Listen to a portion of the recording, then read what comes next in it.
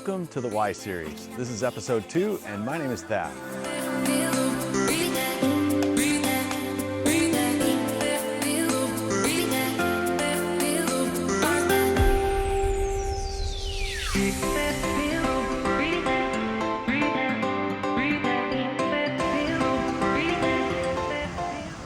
In this series, we're inviting you to join us on a journey through the Gospels, and it's designed to help you understand and embrace Jesus' invitation to follow him and be his disciple.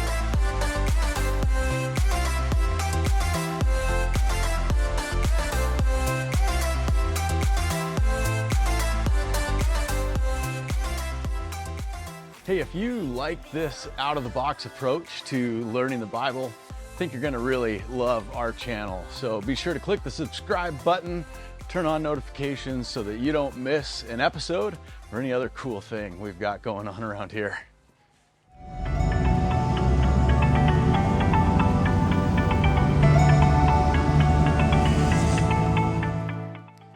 Today we're in a small town in North Idaho, not a lot unlike a lot of other small towns around the world. It's one of those places that you drive through on your way from here to there, getting where you're going. Small town that's really not big enough to be a destination in and of itself. You probably know of towns just like this. You may even live in one of these towns, and as you drive through this place, you see a mix of old rundown houses, and then there's the ones you can tell that somebody really loved and maintained well. There's almost always what appears to be the original town square or the downtown city center. And as you go around those city centers, there's the inevitable vacant buildings, but there's also businesses that are thriving and growing.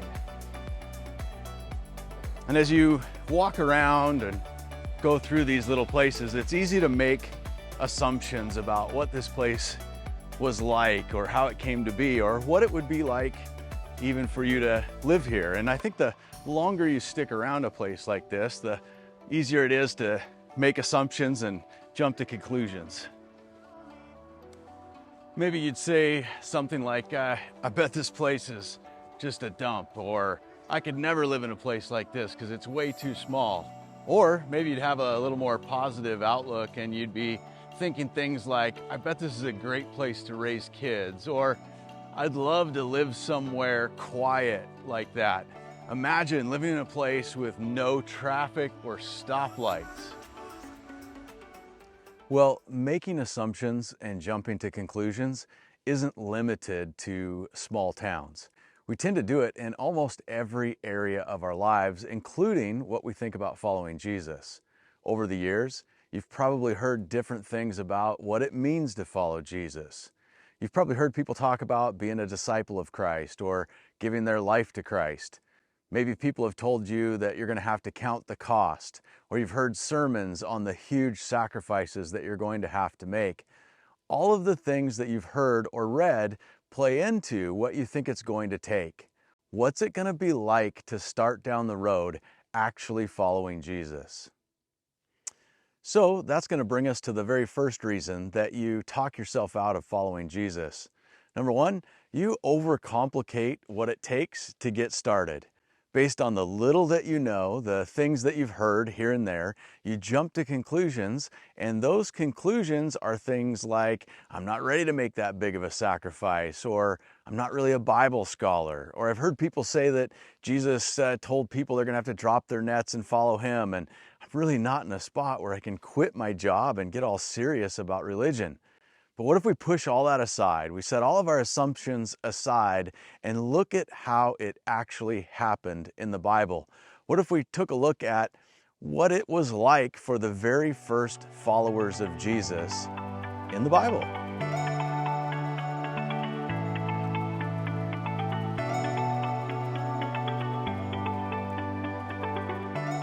So the scene that we're going to take a look at is one that takes place the day after Jesus was baptized by John in the Jordan River.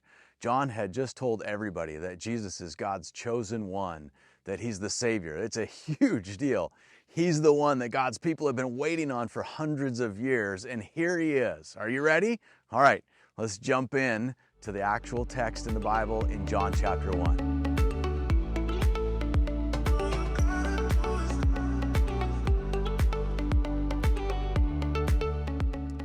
The following day, John was standing with two of his disciples. As Jesus walked by, John looked at him and declared, "Look, here is the Lamb of God." When John's two disciples heard this, they followed Jesus. Well, Jesus looked around and saw them following and went, "Hey, what do you want?" he asked.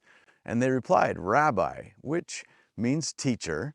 They said to him, "Where are you staying?" And he says, "Come and see." It was about 4 o'clock in the afternoon when they went with him to the place where he was staying, and they remained with him for the rest of the day. Well, Andrew, who was Simon Peter's brother, was one of these men that had heard John and heard what he said, and then he followed Jesus. Well, Andrew went to find his brother Simon and told him, "We have found the Messiah," which means Christ. And then Andrew brought Simon to meet Jesus. Looking intently at Simon, Jesus says, "Your name is Simon, son of John, but you're going to be called Cephas," which means Peter. Well, the next day, Jesus decided to go to Galilee. He found Philip and said to him, "Come, follow me." And Philip was from Bethsaida, Andrew and Peter's hometown. So Philip went to look for Nathanael, and he told him, "We have found the very person that Moses and the prophets wrote about, and his name is Jesus, the son of Joseph from Nazareth." "Nazareth!" exclaimed Nathanael. "Can anything good come from Nazareth?" "I don't know. Come and see for yourself," Philip replied. "How do you know about me?" Nathanael asked. As they approached Jesus, Jesus says, "Well, now here is a genuine son of Israel, a man of complete integrity." And Jesus replied, "I could see you under the fig tree before Philip found you." Well, then Nathanael exclaimed, "Rabbi, you're the Son of God, the King of Israel."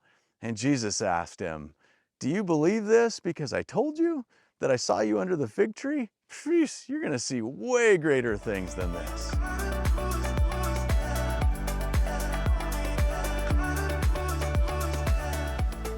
Do you see how it starts?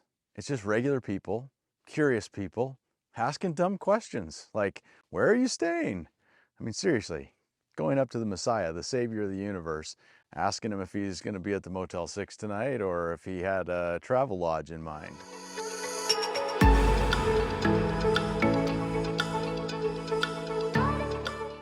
How many of you have started to talk to Jesus and then you're like, "Okay, Jesus, if you're real, then how the heck am I supposed to get to know you, right? Where are you?"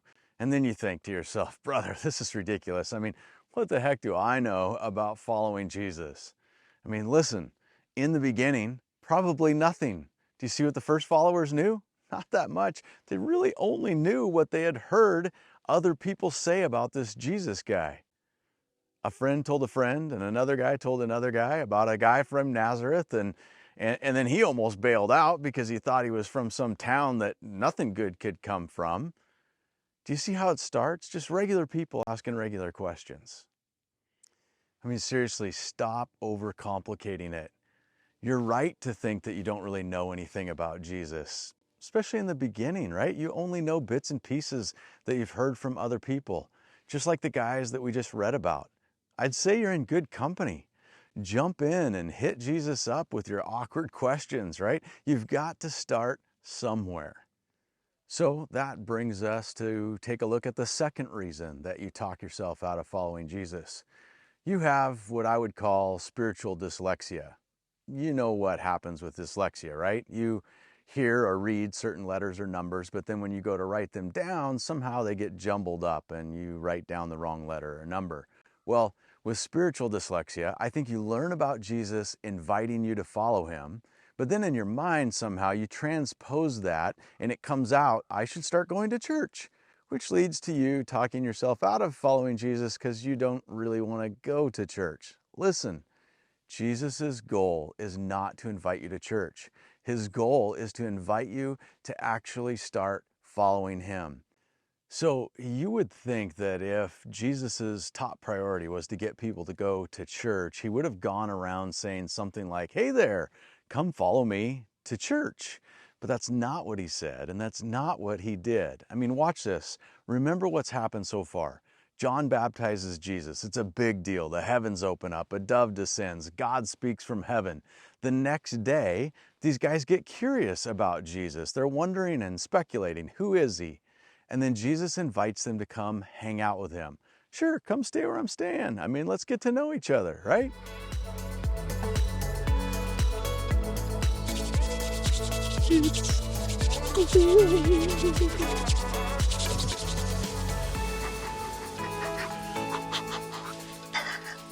Filming in the great outdoors. It's amazing. The very next day, so really this is the first full day that Jesus has these followers. By the way, in the Bible, they're called disciples, which is just a word used to describe somebody that's following a rabbi or a teacher. So it's Jesus's very first full day with these new disciples, and where does he take them? To church? Nope. To a religious gathering? Nope. To a Bible study group, perhaps? Nope. He brings these brand new disciples to crash a wedding reception. I mean, not only do they go to this reception with him, but they actually watch this funny exchange between Jesus and his mom, who was also at the reception. Has your mom ever put you on the spot in front of people? Like, hey, look, everybody, it's my son. He's going to play his new song. Honey, grab your guitar. Or listen up, Sally's going to sing. Or grab your sketchbook, right? And you're just sitting there embarrassed and trying to politely tell your mom, no, but there's all these people watching. Check out how this all goes down with Jesus and these new followers at this wedding reception. They go crash together. So this one takes place in John chapter 2, beginning of John chapter 2. The next day, there was a wedding celebration in the village of Cana in Galilee. And Jesus' mother was there, and Jesus and his disciples were also invited to the celebration. Well, the wine supply ran out during the festivities, so Jesus' mother told them they have no more wine. "Dear woman, that's not our problem," Jesus replied. "My time has not yet come." Don't embarrass me in front of everybody, Mom, right? But his mother told the servants, "Do whatever he tells you." Standing nearby were these 6 stone water jars that were used for Jewish ceremonial washing. Each of them could hold 20 to 30 gallons. Well, Jesus told the servants, "Fill the jars with water." And when the jars had been filled, he said, "Now dip some out and take it to the master of the ceremonies." So the servants followed his instructions. And when the master of ceremonies tasted the water that has now been turned into wine, not knowing where it had come from, though the servants, of course, knew where it came from, he calls the bridegroom over and he says, "A host always serves the best wine first, but then everybody has had a lot to drink, and he brings out the less expensive wine. But you have kept the best until now." Well, and the groom's just standing there with this look on his face like, "I did? Yeah, that's what I did." This miraculous sign at Cana in Galilee was the first time that Jesus revealed his glory, and his disciples believed in him. Okay, so what did Jesus reveal? I mean, remember the details that we have in the story, right? There's 180 gallons. That's 682 liters, which if you do the math, that's 908 bottles of wine late into the reception, right? This wedding group was a thirsty one. They had already gone through everything that there was to start with, and now here comes 908 bottles of the good stuff. Let me tell you, religious people are not going to like this. 900 bottles of wine? Seriously? This is not the kind of thing that most people would expect to be a part of on their first day following Jesus. In fact, it's not even the kind of thing that you think Jesus would do at all. And I think that's a big part of why the wedding reception was on Jesus's list. I mean, he was showing his new followers right out of the gate that he was different.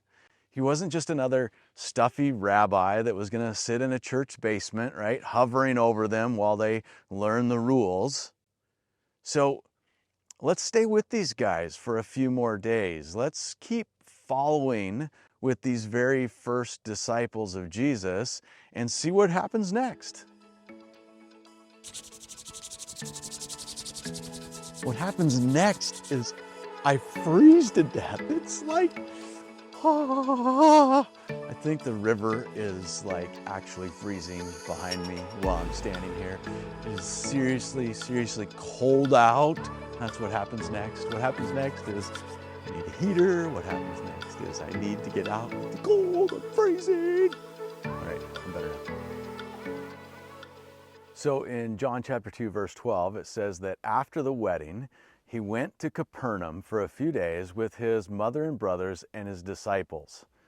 So right after this big wedding party, he invites them home with his family, right? This is a really personal thing. It's honestly not the kind of thing that religious leaders of the day would ever do. And I think, in fact, it's not really the kind of thing that most religious leaders of this day do. But Jesus brings them home. I mean, after the wedding reception that had gone on and on probably for several days, I imagine they all needed a rest. They probably needed some of Mom's famous cure-all hangover soup. I don't know. All right, after the wedding party and inviting them home, rested up, now where do they go next? Well, eventually they're finally headed to church, right? This wasn't just any old day at church though. It was a big one. For Christians, this was like a big once a year Easter Sunday service. So Jesus is bringing these new followers with him to church on one of the biggest religious days of the year. I want to read on in the scriptures and see how it all played out. All right, let's continue in John chapter 2. It says that it was nearly time for the Jewish Passover celebration. So Jesus went to Jerusalem. And in the temple area, he saw merchants selling cattle and sheep and doves for sacrifices. And he also saw dealers at tables exchanging foreign money. Well, Jesus made a whip from some ropes and he chased all of them out of the temple. He drove out the sheep and the cattle and scattered the money changers' coins all over the floor, and he turned over their tables. And then, going over to the people who sold doves, he told them, get these things out of here. Stop turning my Father's house into a marketplace. Well, how's that for your first day at church, right? Do you see how unreligious Jesus is? He hated the religious garbage of the day. More importantly, are you starting to realize maybe how wrong some of your reasons for talking yourself out of following him might actually be? So you made assumptions. You jumped to conclusions about what you thought it was going to be like. I did the same thing, right? But the problem is then we opt out before we ever start because we think we know what it's going to be like, right? We think that following Jesus means that we have to become religious, when actually, if we just stop for a minute, if we set aside what we think or what we've been told, and we just go straight to the source, we actually see something very different. We see someone who's okay with people tagging along, somebody who's okay with people getting to know him, somebody who has a mom that puts him on the spot and embarrasses him, somebody who is generous and gives abundantly, who's bold enough to push back against the religious garbage of the day and stand his ground against those so-called religious leaders of the day. Do you know what else we've learned so far? Jesus isn't asking anything of his new followers, right? He isn't requiring anything at the start. In the beginning, he simply invites these curious, interested people to come and be with him. That's it. That's actually what it looks like to start following Jesus. Don't get hung up, right? I'm not trying to talk about salvation. I'm not talking about justification. Remember, we're talking about the reasons that you talk yourself out of following Jesus, right? Like why you haven't even started to get to know him. And I don't know about you, but the way that those guys started following Jesus, the things that they got to see and do, it seems pretty awesome. But let's be real. How does somebody like you Start following Jesus now, today. It's not like you can just walk up to him like those first guys did. So how do you start?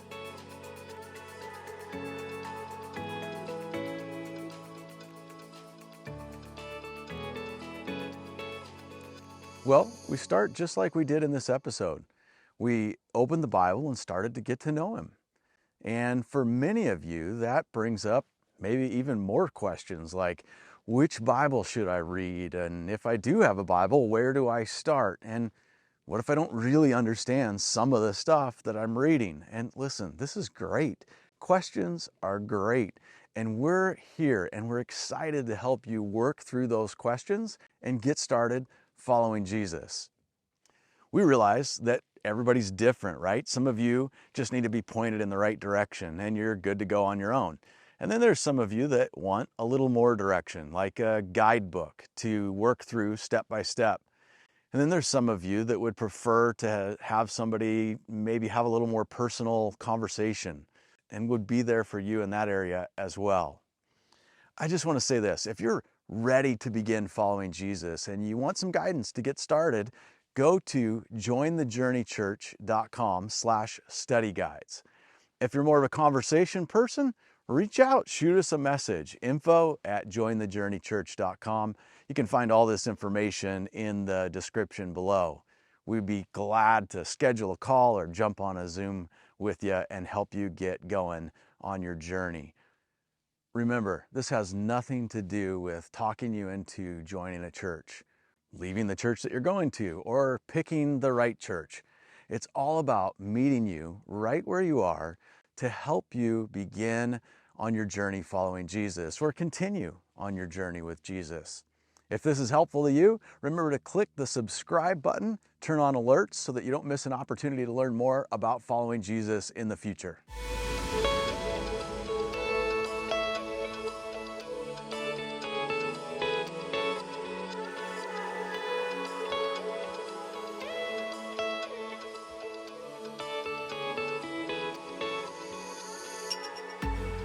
Last week, we asked, why did God need someone to prepare the way for Jesus?